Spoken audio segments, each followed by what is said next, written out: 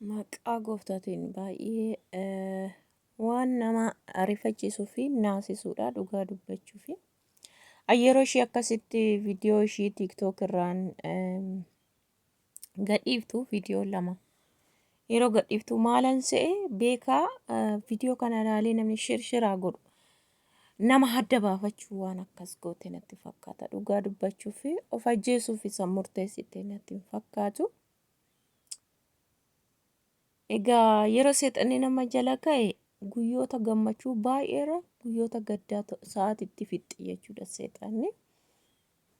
Isa dhugaa dubbachuuf mucaa kanarraa erga gara miidiyaa kan dhuftee beekamtee amantii ishee jijjiirrattee amala ishee jijjiirrattee jireenya ishee seenaa ishee jijjiirame waanuma homtuu mudatee jirullee fakkaattuu hin fakkeessitu baqa isheerraa itumallee wanti rakkinni jiraate hin mul'iftu jechuudha fuula isheerra. Garuu dhoksaatti maaltu akka ishee mudate isheedhaa fi waaqayyo isheetu beeka jechuudha.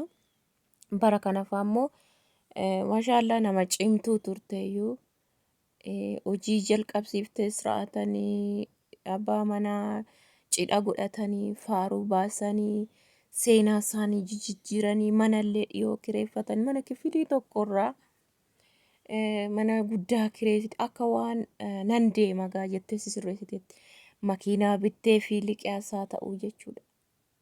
Faaruullee baasan argitanii jirtu gaa'elallee siraataan godhatanii mana suuraa saaqatanii wanta gaariirra jiru bara tokkoon kana arganii jechuudha.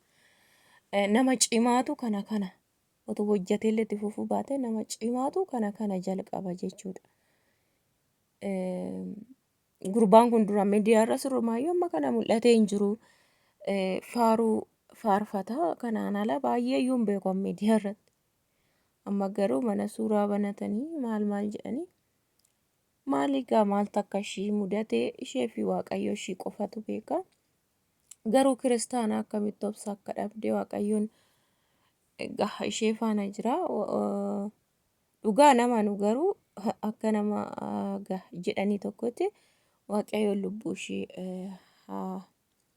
gara isaatti haa fudhatu. Lubbuu ishee haa maaru jechuun barbaada. Dhugaa natti fakkaanne garuu yeroo himimmaan buuftu haariidhaan waa dubbachuun ishii natti beekame malee isa kanarra geessitu hin taane viidiyoo sana yeroo waraabdu garuu miira wanti ta'e itti dhagahame wahii hin qabdi.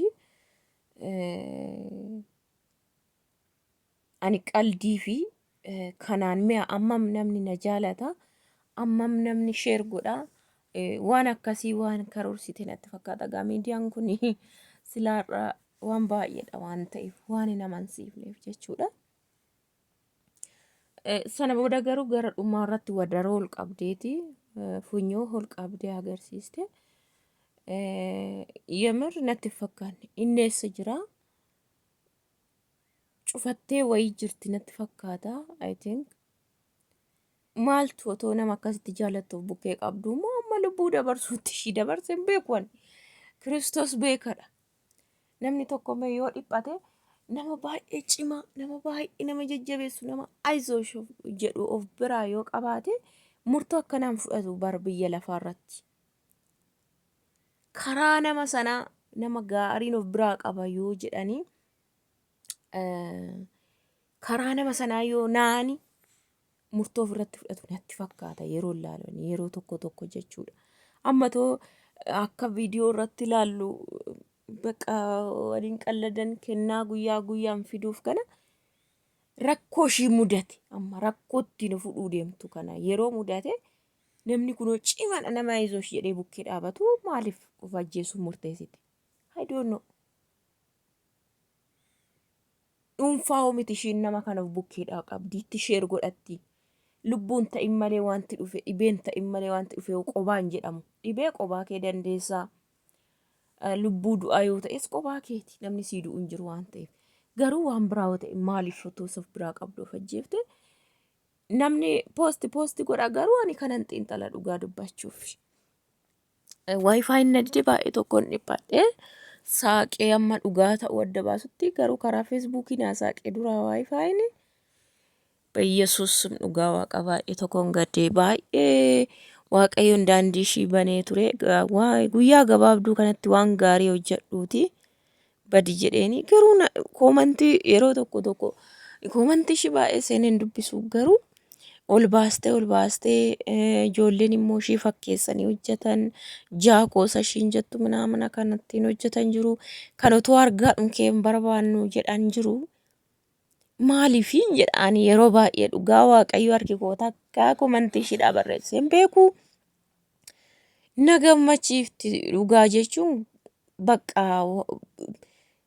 waan hundumaa waan cafaqxee irra deemtu natti fakkaatti. Amma natti harka kennatti waan akkanaattiif waan xinnoof harka kennatti sedhu jechuudha. Waan hundumaa miila ishii jala gootee jiraattu natti fakkaata. Egaa yeroo tokko seexanni nama mo'atti. Namni sijammar namni miidiyaa irratti bahee kokkolfu caalatti suruma madaa guddaa akka qabu beeka. Dhugaan isiniin jedha. Maaliif seetan otoo amma mucaan kun rakkoo haasofte baga jettuun nan beeka. Ittuun bagaa fi madaan sun rakkisa.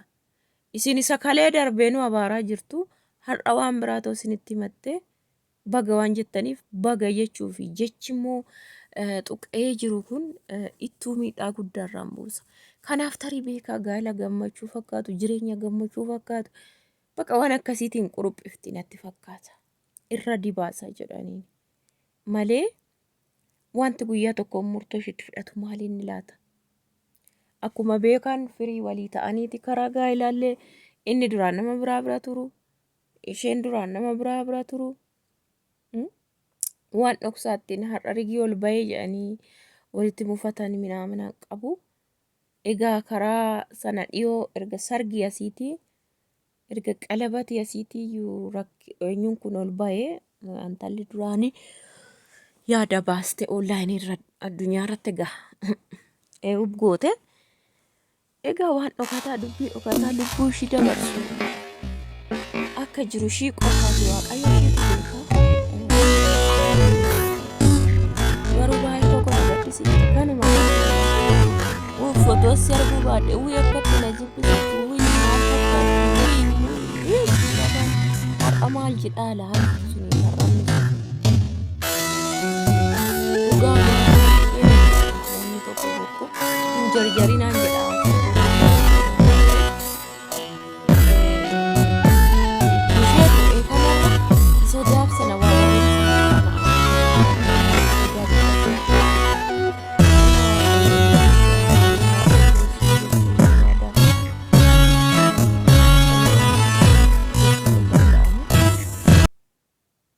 Biyyi lafaa kun ishiidhuma gabaabduu kana kanumaaf wal fixnaa kanumaaf waan baay'eerra waliin buufna kanuma kan eenyutu yoo ta'e jechuudha. Baay'ee tokkoon gadde garuu gama kootiin yaani በጌታ በኢየሱስ ልቡን ዳ akkasumaan jiraatti.